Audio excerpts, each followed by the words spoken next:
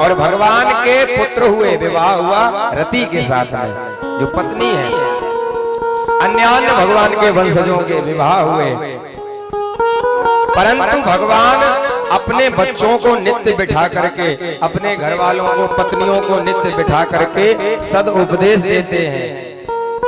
जैसे भगवान ने जंगल में राजा नृग का उद्धार करके अपने बच्चों को उपदेश दिया, बच्चों कभी भी धोखे से भी नाहम हाला हलम मन्ने, किसी साधु का अथवा किसी ब्राह्मण का अपमान नहीं करना चाहिए, किसी का धन नहीं छीनना चाहिए, जिस पे हमारा अधिकार न हो उस धन का हरण न करना चाहिए। क्यों? क्योंकि जहर तो उसी व्यक्ति को मारेगा जो पिएगा, पर जो अशुद्ध धन आ जाता है घर में, किसी से छीना हुआ धन, पाप का धन आ गया, वो सर्वनाश कर देता है। इसलिए इससे बचना चाहिए। अन्य भगवान उपदेश देते हैं। भगवान ने अपनी भक्ति में सबसे उत्तम बात कही है। नवधा भक्ति का जब भगवान बखान करते हैं तो भगवान कहते हैं नवमी भक्ति और सबसे उत्तम भक्ति क्या है? नवम सरल सब सन छल हीना। किसी से छल मत करो और बिल्कुल सरल हो जाओ। अच्छा, आप विचार करिएगा मन में कि सरल होना सबसे अच्छा है, परंतु सरल अंदर से हो जाना ये सबसे कठिन है। व्यक्ति सब कुछ हो जाता है पर सरल सज्जन नहीं बन पाता है, क्योंकि उसे दिखावा अत्यंत करना होता है। और दिखावे के चक्कर में, चाहे वो भक्ति में हो, जब हर चीज में दिखावा करेगा तो भक्ति में भी वो दिखावा ही करता है। भक्ति में कलयुग का जीव ऐसा हो गया है कि वो ये दिखाना चाहता हम इतना दान कर रहे हैं, हम इतना पुण्य कर रहे हैं, जबकि दान श्री रहीमदास जी भी करते थे। नित्य प्रति अपने घर से दान करते थे रहीमदास जी। परंतु रहीमदास जी जब दान करते थे उस समय एक बड़ी विचित्र बात होती थी, जिसको एक भक्त ने देखा तो उनसे पूछा, प्रभु ऐसी देनी देन जो कित सीखे हो से, ज्यों ज्यों कर ऊपर करो त्यों त्यों नीचे ने। रहीमदास जी, आप नित्य प्रति सुबह सुबह साधुओं को दान करते हो, परंतु ये बताइए कि आप जब दान करते हो तो आपके नेत्र झुक जाते हैं, आंखें बंद हो जाती हैं, जैसे आप शर्म कर जाते हो, संकोच कर जाते हो। तो महाराज आप तो दान कर रहे हो, और दान करने वाले व्यक्ति को संकोच नहीं करना चाहिए। रहीमदास जी बोले कि हम दान नहीं कर रहे हैं, दान करते समय हमें लज्जा आ जाती है, शर्म आ जाती है। क्यों? बोले देनहार कोई और है जो भेजत है दिन रैन, लोग भरम हम पर करें या नीचे ने। 1 रुपया अगर हम लोग दान करते हैं तो सोचते हैं कि नाम क्यों नहीं बोला गया, जाओ नाम क्यों नहीं बोला। ऐसा विचार ये अंदर क्यों आता है? क्योंकि हम लोग दिखावा करना चाहते हैं। सबकी मति ऐसी नहीं होती है। रहीमदास जी कहते हैं देनहार कोई और है, भेजत है दिन रैन, दिन रात भेजता है, और लोग भरम हम पर करें। जब हम दान करते हैं तो लोग ये सोचते हैं कि रहीमदास जी दान कर रहे हैं, इसलिए रहीमदास जी के शर्म के कारण नेत्र नीचे हो जाते हैं कि देने वाला तो वो है जो भेजता रहता है, और लोग कह रहे हैं कि रहीमदास जी की जय हो, रहीमदास जी इतना दान कर रहे हैं। तो इसलिए संकोच के कारण याते नीचे किसी भी कार्य में दिखावा नहीं करना चाहिए। जैसे हो वैसे भगवान के रहो। नवम सरल सब सन छलहीना। आप चाहें कलयुग में कितने भी भक्तों का चरित्र सुनोगे तो उसमें एक ही बात मिलेगी कि अमुक भक्त इतना सरल था, इतना सज्जन था, भगवान को सब मानता था, हमेशा भगवान पर आश्रित रहता था, इसलिए उसे भगवान प्राप्त हुए। भगवान कभी अहंकारी को या तुम 1 करोड़ दे दो किसी को फिर भी भगवान प्रकट नहीं होंगे। दान का प्रारूप, धर्म का प्रारूप वो होता है जिसमें दिखावा ना हो। सरल हो जाओ। ऐसे सरल और भगवान हमेशा सरल को ही मिलते हैं। एक परिवार में एक बालक का जन्म हुआ, सो खाने पीने में बढ़िया था, थोड़ा बड़ा हुआ, शरीर भी हृष्ट पुष्ट होता रहा, दिन पे दिन शरीर बढ़े उसका, खाने पीने में भी बढ़िया जोरदार। अच्छा, जो ज्यादा खाता है उस पे फिर काम नहीं होता, जहां खाएगा वहीं सीधा हो गया बस। अब वो मोटा ताजा, घर वाले बड़ा परेशान करें, माता पिता जब तक रहे तब तक तो बेचारा अच्छे से घर में रहा, पर जब माता पिता का देहांत हो गया तो भाइयों ने कहा ये खाता है और पड़ा रहता है, इसका चेकअप करवाओ, कहीं कोई बीमारी तो नहीं है। इतना कोई खाता है क्या और कोई काम नहीं करता है। तो उसकी भाभी उसे लेके गई एक साधु के पास। अरे ये हमारे देवर जी बहुत खाते हैं। साधु बोला सुनो, ये उतना ही खाता है जितना इसका खाता है, अपने खाते से ज्यादा कोई नहीं खाते। जितना खाता भगवान ने हमारा कर रखा है उतना ही खाओगे। जिस दिन खाता खाली उस दिन सीधे भगवान के पास। अब उन साधु को उस व्यक्ति ने देखा कि ये साधु बड़ा मोटे ताजे हैं और घर में हमारा आदर होता नहीं है। जो संग में भाभी आई थी वो तो चली गई, अब ये वहीं खड़ा। इसने देखा कि साधु बड़े मोटे ताजे हैं, घर में हमारा पेट भी नहीं भर पाता है और ये मोटे हैं तो ये खाते खूब होंगे चकाचक। तो उन साधु के पास गया, बोला महाराज, तब तक देखा कि महाराज जी के 2-3 चेले और निकले, वो भी महाराज जी के जैसे बढ़िया मोटे ताजे। अब जो इसने देखा तो बोले यहाँ सब बढ़िया चकाचक खाने पीने वाले हैं, यहीं रह जाएं, घर छोड़ दें। अब इसने उनसे कहा महाराज हमें भी चेला बना लो। साधु बोले रहो, भगवान का भजन करो। महाराज चेला बना लो। साधु ने कंठी पहना दी, ठीक है राम राम करो। बोले महाराज काम क्या करना होगा? बोले काम कुछ नहीं, बस सुबह शाम की आरती पूजन में रहो और भगवान का नाम लो। तो बोला महाराज पंगत कितनी बार होती भोजन? बोले भोजन चकाचक 3 बार होता है, 3 बार खूब पाओ, सुबह दोपहर शाम। बोला महाराज अगर 3 बार में हमारा पेट न भरे तो बोले तुम 5 बार पाओ, लेकिन भगवान का भजन करो। अब इसे लगा ये जगह बहुत बढ़िया है, करना भी कुछ नहीं और खाने को भी चकाचक मिलेगा, तो ये वहीं रह गया। अब समस्या तो हर जगह आती है। सरल था, भगवान के बारे में कुछ जानता नहीं था, सब सन छल ही ना, नाम से भी भोला और काम से भी भोला।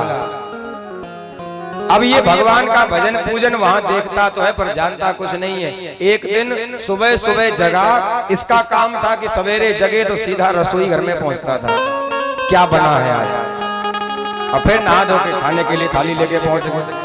1 बार खाए, 2 बार खाए, 3 बार खाए, 5 बार भोजन करे।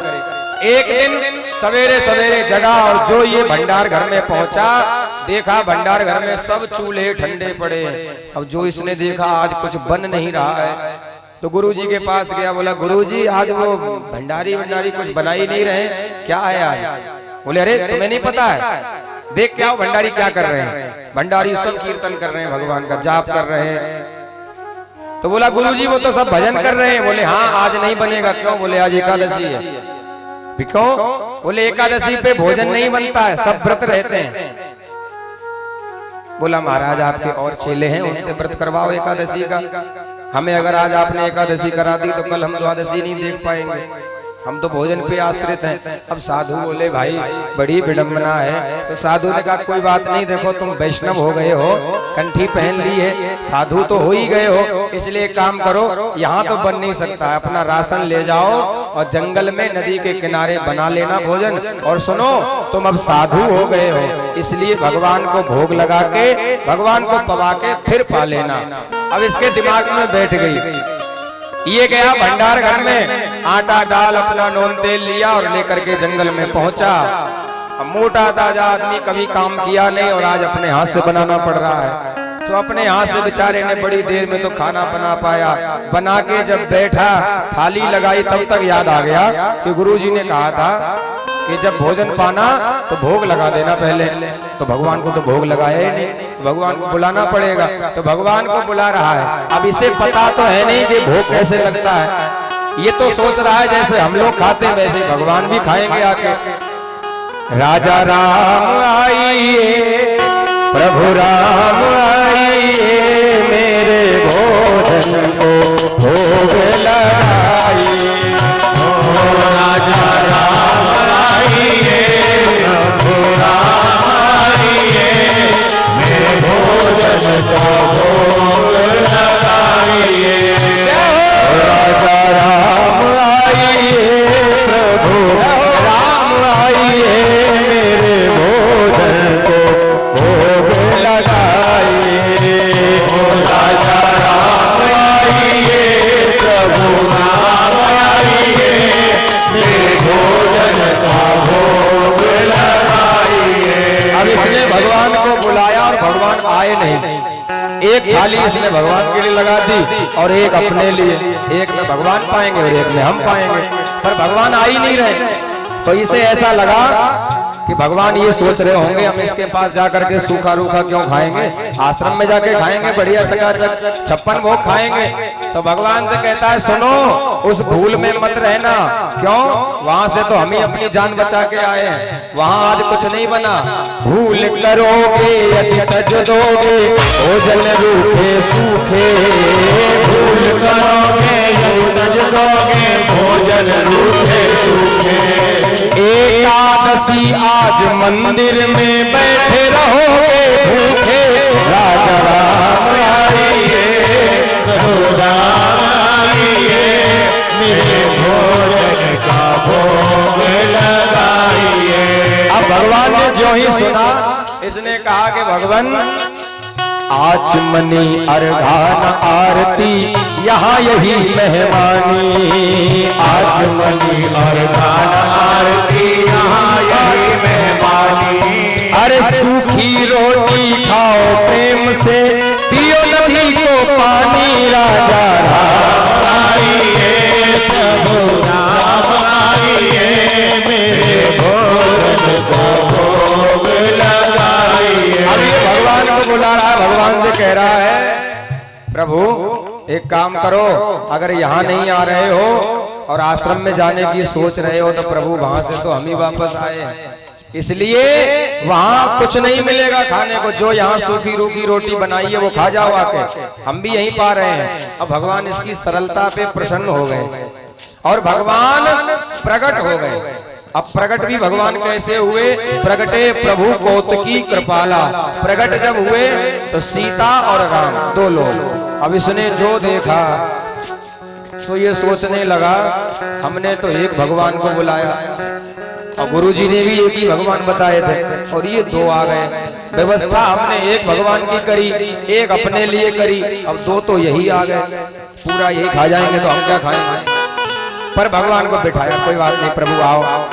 सीताराम को बिठाया, पत्तल लगाई, भोजन परोसा, पवाया भगवान को। भगवान से कहा कि प्रभु आ गए, ये तो बहुत बड़ी कृपा करी, पर भगवान अगली बार फिर एकादशी आएगी।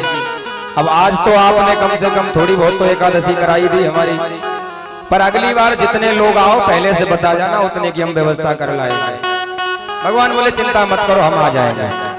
और अगली बार फिर एकादशी आई। अगली एकादशी पे फिर ये गुरुजी के पास गया, गुरुजी थोड़ा सा हमारा राशन और बढ़वा दो। क्यों? बोले वहां एक नहीं दो भगवान आते हैं, आपने कहा था एक आते हैं। अब गुरुजी को लगा कि भगवान तो आते क्या होंगे, ये भूखा रह गया होगा इसलिए बहाना बना रहा है। कोई बात नहीं, भंडारी से कहा जाओ थोड़ा सा इसको और आटा बढ़ा के दे दो।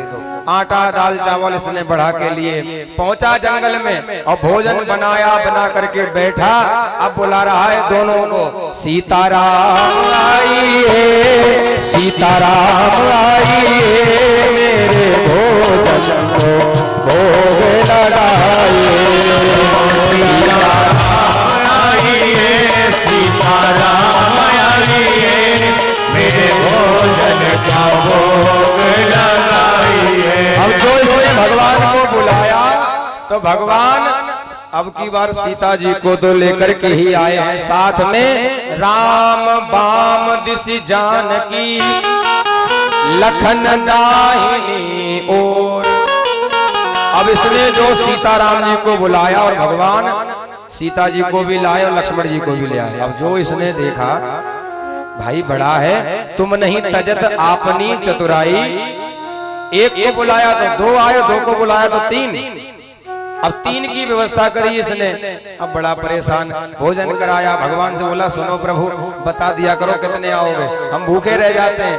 भगवान बोले चिंता मत करो हम आ जाएंगे। अगली बार एकादशी पे जैसे ही ये भोजन लेकर के राशन पानी लेकर के पहुंचा तो अब की सोचने लगा कि अगर आज फिर मैं बुलाने लग गया और भगवान कहीं और ज्यादा आ गए तो भूखे रह जाएंगे। अब की इसने भोजन बनाया ही नहीं, राशन सूखा रख लिया और पहले ही बुलाने लग गया। राजा राम आइए, सीता राम आइए, लक्ष्मण राम आइए, मेरे भोजन को भोग लगाइए, मेरे भोजन को भोग लगाइए। जब जंगल महाभक्त ने ही प्रेम पुकार तो तब तहत ही क्षण प्रगट भो दिव्य राम दरबार। राम लक्ष्मण शत्रुघ्न लाल भरत भैया सीता जी पूरा राम दरबार प्रकट हो गया। अब जो इसने देखा बोला महाराज धन्य हो, एक को बुलाया 2 आए, 2 को बुलाया 3 आए और अब की तो पूरा परिवार ले आए। पर कोई बात नहीं, भगवान बोले लगाओ भोजन, बोले लगाओ नहीं, अब की हमने बनाया ही नहीं। अब की तुम अपनी चतुराई नहीं छोड़ रहे हो तो एक काम करो, तुम भोजन बनाओ, तुम भी पाओ और हम भी पाएं। अब स्वयं वृक्ष के नीचे बैठ गया, भगवान भोजन बना रहे हैं। भरत जी लग गए भोजन बनाने में, सबको लगा दिया काम पे इसने। क्यों? नवम सरल सब सन छलहीना। इधर गुरुजी ने विचार किया ये इतना अन्न लेकर के जाता है, खा तो सकता नहीं है, इसका मतलब बेचता होगा। तो इधर गुरुजी भी पीछे पीछे आए। गुरुजी ने देखा कि ये सो रहा है आराम से पेड़ के नीचे। गुरुजी बोले क्यों रे, कहाँ है भोजन, तूने बनाया, कहाँ है भगवान? बोला देख नहीं रही है सामने सब भगवान ही तो बना रहे हैं भोजन। अब भगवान भक्त को ही दिखते हैं तो इसलिए भगवान गुरुजी जो ज्ञानी है उनको दिख नहीं रहे हैं। अब ये बोला कि भगवान ये अच्छी लीला है, हमारा सब तुम खा भी जाते हो और हमारे गुरुजी को दिख भी नहीं रहे हो, इसलिए प्रभु गुरुजी को भी दर्शन दो। भगवान बोले सुनो, तुम हो भोले भगत, तुम सरल हो, छलहीन हो, मैं तुम्हें तो दिख सकता हूँ पर तुम्हारे गुरुजी ज्ञानी हैं, उन्हें नहीं दिख सकता हूँ। कहने का तात्पर्य भगवान अगर प्रसन्न होते हैं, प्रकट होते हैं, कलयुग के जितने चरित्र आप सुनोगे सब में यही बताया गया, नवम सरल सब सन छलहीना। सरल हो जाए तो भगवान भी बंधन में आ जाते हैं और सरल नहीं होगा तो कितना बड़ा ज्ञानी बना रहे, ज्ञानाभिमानी बना रहे, भगवान कभी उसके पास में आते नहीं हैं। एक बार ज्ञानी और भक्त दोनों में बहस हो गई। ज्ञानी बोला कि हम बड़े, भक्त बोला नहीं हमारा स्थान ज्यादा बड़ा है। तो दोनों बोले कि चलो भगवान से ही पूछ लेते हैं। तो ज्ञानी और भक्त दोनों भगवान के पास पहुंचे। भगवान के पास जाकर के बोले भगवान हमें लड़ाई हो रही है, जरा बताइए तो हम में से बड़ा कौन है, आपके नजदीक ज्यादा कौन है? भगवान बोले देखो भाई, ज्ञानी तो हमारी आत्मा है। और ज्यों ही भगवान ने ये कहा तो भक्त घूम के चल दिया। बोला महाराज ज्ञानी आत्मा है और शरीर में तो आत्मा ही सबसे ज्यादा मायने रखती है। अब जब ज्ञानी आपकी आत्मा है तो हम होंगे भी तो कोई छोटे मोटे हिस्सेदार। भगवान बोले पूरी बात तो सुनो, ज्ञानी तो मेरी आत्मा है पर भक्त तो मेरा परमात्मा है, भक्त के तो मैं भी अधीन रहता हूँ। सुमिरी पवन सुत पावन नाम, अपने वश करे राधे राम। भगवान भक्त के अधीन हो जाते हैं, भगत के वश में है भगवान। भक्त बिना ये कुछ भी नहीं है, अरे भक्त है इनकी जान भगत के वस में है भगवान, भक्त के वस में है भगवान। श्री सुखदेव जी महाराज अन्यान्य चरित्र सुनाते जा रहे हैं। परीक्षित से बोले, परीक्षित आज 7वां दिन हो गया है, तुम अनवरत भगवान की कथा सुनते जा रहे हो, एक बार भी खड़े नहीं होते हो, तुमने कुछ जलपान भी नहीं किया है। परीक्षित कुछ जलपान तो कर लो। परीक्षित बोले, महाराज पिबंतम त्वन्मुखाम भोजम अक्षुतम हरि कथामृतम, ये भगवान का